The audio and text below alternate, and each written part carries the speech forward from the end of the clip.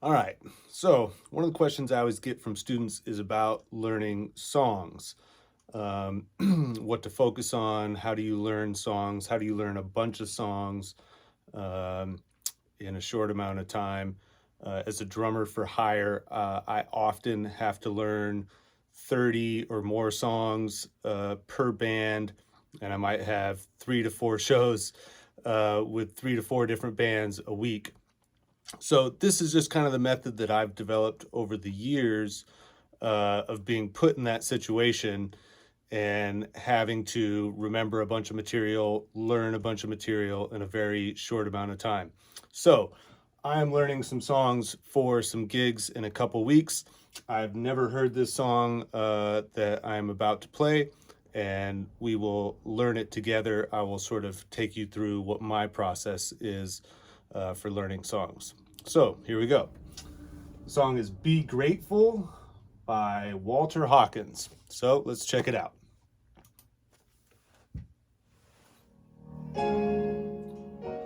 So the first thing I'm going to listen for is just the overall form. I'm not listening to what the drums are playing. I'm not counting measures. So, piano intro, which we like because it means we don't have to count off the tune, right?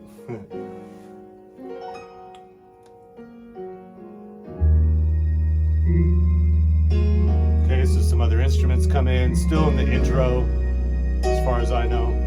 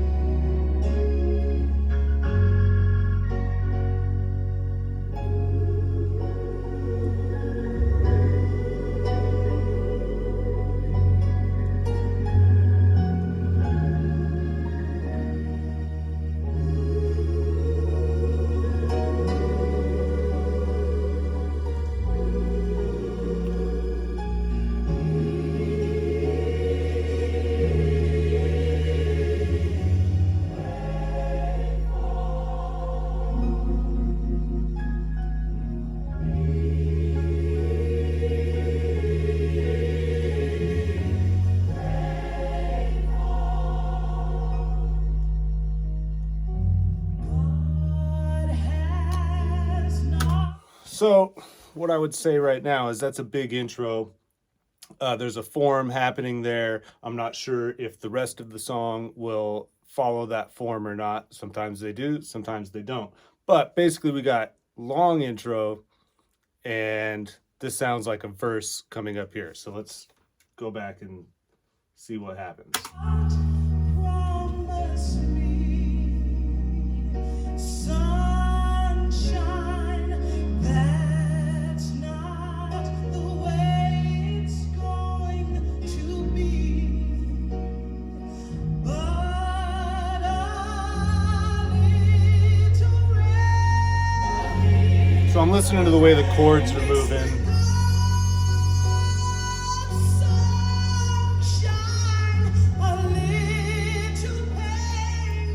We want to hear the form. That's the most important thing, is the form.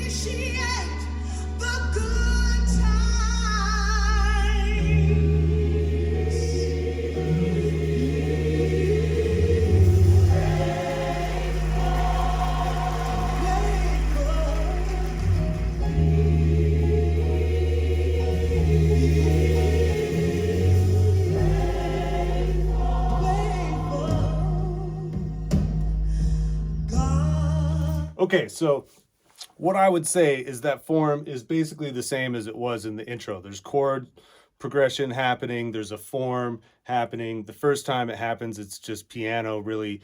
The second time it happens, it's got singing over the top of it, and not really anything drums wise happening. I haven't counted any bars. I can kind of get a sense for how that form is.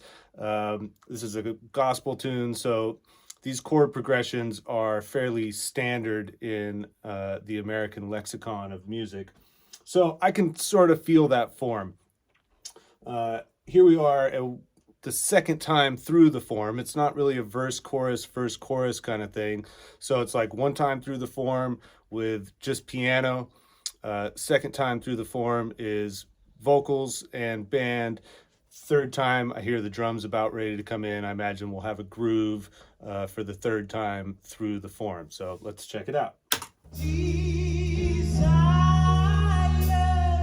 to feel your longings, every pain that you feel, he feels them just like you. But he can't afford to let you feel only good. Then you can appreciate the good times. Here's sort of the chorus, be grateful.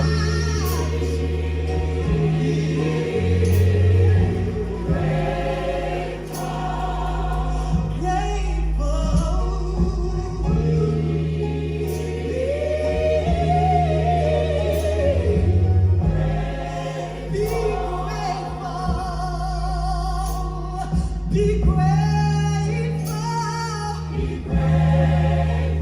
Because there's someone else that's worse off than you. Be grateful. Because there's someone else that'd love to be in your shoes. Be grateful. All right, so now we got something a little bit different. So that felt, again, not counting bars, but it sounds like that's sort of like a double chorus. I'm going to call that the chorus because the name of the song is Be Grateful. They're singing Be Grateful. So it's kind of like there's like an A section where it sounds like they're just on like maybe the one chord, or maybe there's a progression happening there with a couple chords, and then they go to like a 5. Again, I'm not sure. I'd have to sit at a piano if I had time. I usually don't, to figure out exactly what chords they're playing and all that. It's great to do it if you got a bunch of time. But I can just hear these chords moving, and they're fairly obvious changes, I would say. They're moving in a direction where it's like, here comes the chorus. There's the little sort of, I guess you could call it a pre-chorus, where it goes up to a 5 or a 6 chord, maybe 4 chord. I don't know. Piano players, help me out. But there's a progression happening there. That chorus seemed a little longer than the other ones did, and now it's kicking into a double chorus or whatever it is, with a little bit more intensity. So let's see what happens.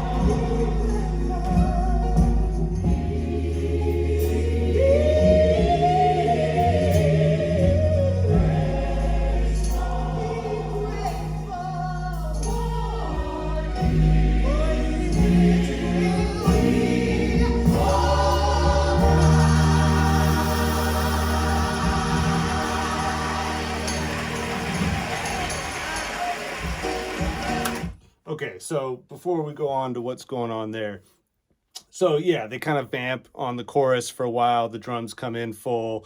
Live recording, sounds like. So you got audience participation, and they just kind of groove out on the Be Grateful chorus part. again, I'm not counting measures or anything like that yet, worrying about how long it is. And in a situation like this, a lot of times that's, hey, we're just going to vamp on the chorus until somebody puts up their hand and says, bring it back down.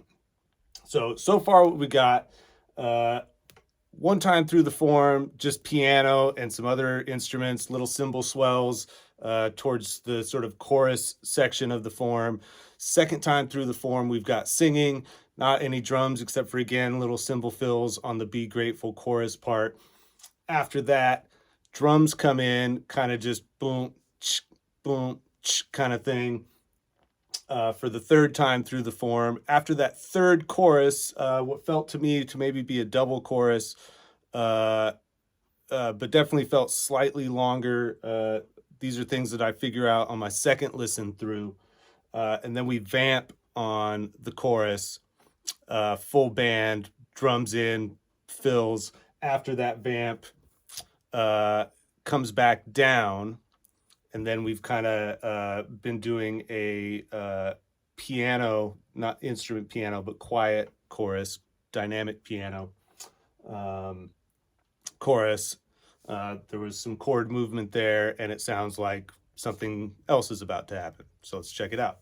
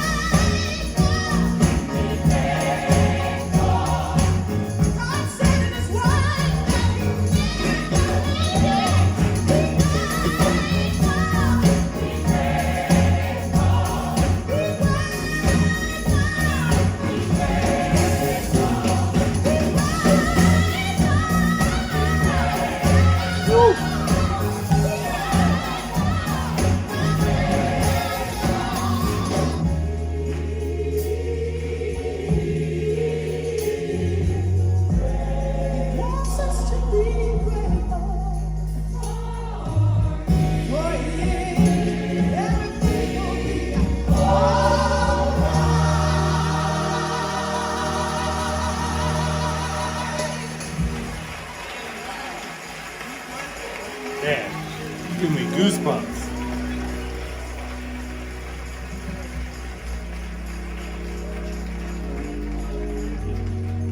Feeling the spirit.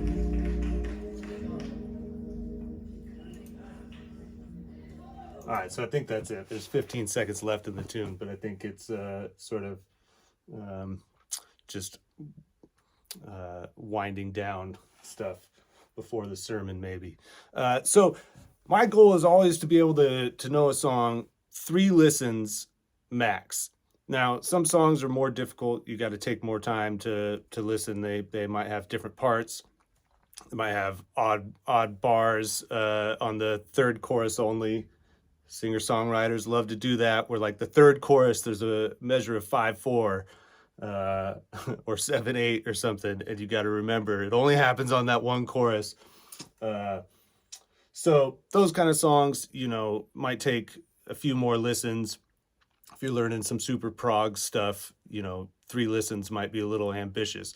I also don't like to write anything down. There was a time when I charted out everything. When I got gigs that had a bunch of songs to learn, I would write legit charts for every song. And that's a great process, but it takes a long time. Second, I don't like to be reading at gigs. The analogy I use is I want to be listening. Music is about listening. It's a conversation. And I think if you're reading at a gig, it's like trying to read a text message while someone is talking to you. You're not really going to be giving them your full attention because you're looking at the page. And I want the music to be in here and in here, not on a piece of paper that I can forget, that can have mistakes on it. Maybe the lighting's bad. You forget your stand light or whatever. So the better I know the songs in here, the better I'm going to play and the more I'm going to be able to listen to the other players on the gig. And I sound better when I'm listening to what the other people are playing and not trying to go, oh, eighth notes on measure 37. So my first listen through, I'm always listening to form. I don't care what the drums are playing. I don't care how many bars or measures, whatever things are happening. I'm just listening for the overall form. And at the end of that first listen, my goal is to be able to stop and say, okay, this is how the song goes. In this case, we got piano intro one time through the form. Second time through the form is just vocals and other instruments, no drums. Third time through, the drums kick in a little bit. After that third chorus that comes at the end of the form, they vamp on that. Might be a double chorus there. That's where I would go back and sort of look at how many times that happens the first time and or the second and third time, because that third one felt a little bit longer to me. After that third chorus, though, they go like full in. Everybody's grooving, drum fills. We're all max intensity for a vamp on the chorus part. They bring that down in dynamics, still at that chorus. Some chords, ascending chords happen at the end of that lower dynamic section, which brings it back into the full chorus vamp section, what I would call a vamp section. Maybe that's a set amount of bars, or maybe they're just vamping until the singer says, let's go back. Bring it down back again, and then a sort of chorus out. And that's probably the only section that I'd have to go back and really listen to again, because I remember it kind of fades out there, sort of gospel-y ending kind of thing. But that's a part that I would definitely want to zoom in on my second listen. So then on my second listen, I'll listen to like what the drums are playing, but more I'm listening to like chords, how the chords move, what the bass line is, because basically I've played enough drums that if I listen to what the bass player is playing and I listen to how the chords are moving, my brain will fill in the drum part. And most band leaders don't really care if you play the exact drum part on the record. They want you to know how the song goes, right? Because if they do throw in a bar of 5/4 or a bar of 7/8 in that third or fourth chorus, whatever it is, and you don't know that's there, nobody cares how many chops you got. Nobody cares, like how cool you look while you're playing. You got to know the form of the tune. So more important, I mean, I could play this whole tune and play a completely different drum beat, but as long as I got the form right, the band leader's probably going to be happy. Now, I will try and cop what the drummer does on the record, because usually that's what band leaders are accustomed to hearing. There's a reason that is the take on the recording, and it's sort of our duty as side musicians to do the best we can to get the part as it is on the record. But sometimes you can't play what's on the record. A song I always use as an example is Ain't Nobody by Shaka Khan. John J.R. Robinson played the drum beat on that song, and I've heard a million bands cover that song, and rarely do I ever hear somebody play the drum beat as it is on the record. First of all, because that part's a pain in the ass to try and play as smooth as J.R. Robinson does. So it's like, are you going to fumble through the part like it is on the record just to try and be faithful to that? Or are you just going to play something that grooves with what the band is playing and keeps the form of the tune? The latter is going to keep you employed. The former is going to piss off the band leader, and they're probably not going to call you back again. So first listen through, I'm all form. Second listen through, I'll listen to what the drums are doing, try and hear more of the rhythmic phrasing that's going on by the bass and the keys and the guitar and the vocals, dynamics, stuff like that. Third time through, I'll focus on how many times something happens or how many measures long something is, if I need to. A lot of times stuff is real symmetrical and you can just hear the changes coming from a mile away. If a song has, 7 bar A sections and 11 bar B sections, then yeah, you might want to count that out, if it's throwing you.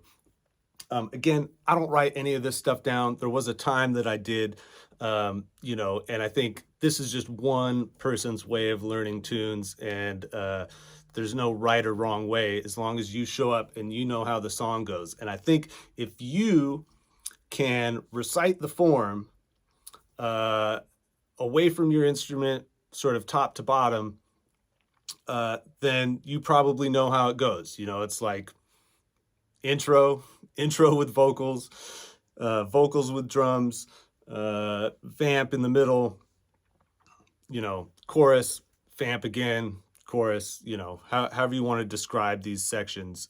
But if you can't do that, if you don't know how many verses there are, if you don't know how many choruses there are, if you don't know about, measures of 2/4, measures of 5/4, 7/8, whatever, double choruses, you don't know how it starts, you don't know how it ends, then you probably don't know that tune. And when you get on the gig and there's a little bit more pressure of, having to do it with people, you might not play the song as well as you're capable, because you're going to be thinking about, wait, is it a chorus after this? Wait, is this the dynamic change? Where do I go up? Where do I go down?